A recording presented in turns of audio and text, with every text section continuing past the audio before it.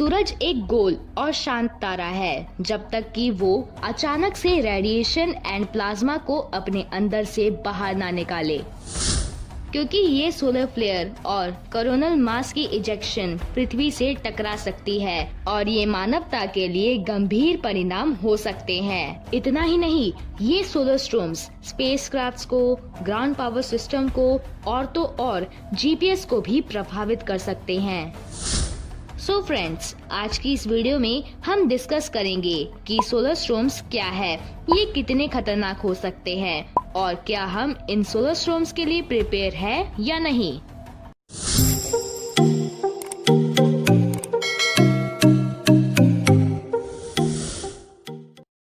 Solar storms क्या होते हैं?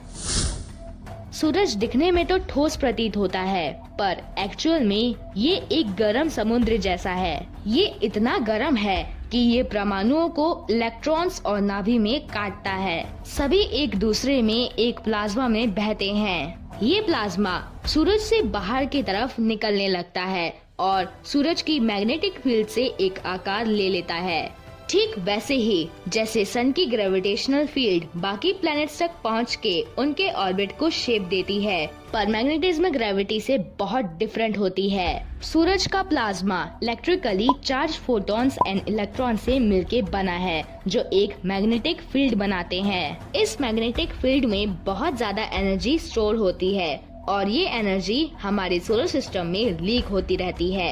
ये लाइट रेन की तरह सोलर प्लाज्मा का निरंतर बहाव है, जिसे हम सोलर विंड्स कहते हैं। ये स्पेस के वेदर को प्रभावित भी करता है, पर ये हमेशा इतना शांत नहीं होता। सूरज के प्लाज्मा में मंथन होने लगता है और वो आसपास बहने लगता है, तो उसकी मैग्नेटिक फील्ड पे बल पड़ने लगता है और वो इधर उधर मुड़ जाता है, जिससे एक मैग्नेटिक नॉट बनता है और इस नॉट में बहुत ज्यादा एनर्जी होती है। फिर ये नॉट एक स्ट्रिंग की तरह टूट के अलग हो जाता है और बहुत बड़े एक्सप्लोड के रूप में बाहर की तरफ आता है। ये प्लाज्मा सूरज से बाहर निकल के पूरे सोलर सिस्टम में फैल जाता है। इसी को हम सोलर स्टॉर्म्स कहते हैं। ये स्टॉर्म्स कितने खतरनाक हो सकते हैं? ये सोलर स्टॉर्म्स भी अलग अलग टाइप के होते हैं, जैसे सोलर फ्लेयर। ये एक हाई एनर्जी की टाइडल वेव्स होती है जो सोलर सिस्टम में लाइट की स्पीड से दौड़ती है।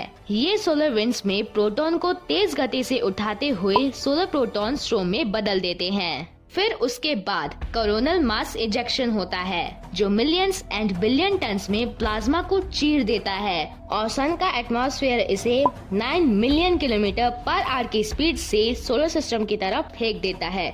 जब ये मॉन्स्टर हमारी धरती की तरफ आता है तो इससे हमारी धरती पे कोई नुकसान नहीं होता। ये स्टॉर्म्स सैटेलाइट को डैमेज कर सकते हैं, रेडियो कम्युनिकेशन को भी प्रभावित कर सकते हैं, यहाँ तक कि स्पेस में एस्ट्रोनॉट्स के लिए भी खतरनाक है। पर धरती पे इससे कोई नुकसान नहीं होता, क्योंकि धरती का एटमॉस्फेयर हमें इसके खतरनाक प्रभाव से प्रोटेक्ट करता है। ये खतरनाक सोलर ब्लास्ट धरती पे पहुंचने से पहले ही एटमॉस्फेयर की अपर लेयर द्वारा एब्जॉर्ब कर लिया जाता है, पर वो पूरी तरह से एब्जॉर्ब नहीं हो पाता। इसका कुछ प्लाज्मा धरती के सरफेस तक पहुंच जाता है। फिर धरती की मैग्नेटिक फील्ड इस इलेक्ट्रिफाइड प्लाज्मा को वापस मोड़ देती है। ये एनर्जी स्ट्रॉम धरती के नॉर्थ एंड साउथ पोल से डाइवर्ट हो जाता है। फिर ये एनर्जी पार्टिकल्स एटमॉस्फेयर में मिलके ग्लो करने लगते हैं और अरोरास का सुंदर नजारा बनाते हैं। इन्हें हम नॉर्दर्न लाइट्स भी कहते हैं। क्या हम इन सोलर स्टॉर्म्स के लिए प्रिपेयर हैं या नहीं? पहले इन सोलर स्टॉर्म से धरती पे कुछ नुकसान होते थे, like power outage, electrical grid failure, पर अब हमारे इंजीनियर्स जानते हैं कि हमें इन सोलर स्टॉर्म से कैसे डील करना है, इसलिए हमें पता भी नहीं चलता कि ये सोलर स्टॉर्म्स कब आते हैं। नासा के वैज्ञानिक इन स्टॉर्म्स को आने से पहले ही डिटेक्ट कर लेते हैं।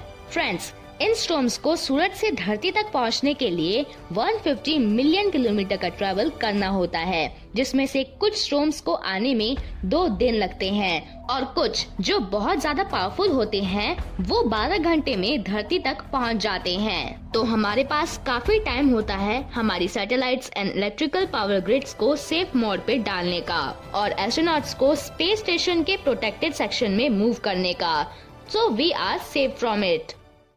If you have any query left, let me know in the comment section. And if you like this video, so please like and share. And don't forget to subscribe Moneyverse for new updates of universe. Thanks for watching.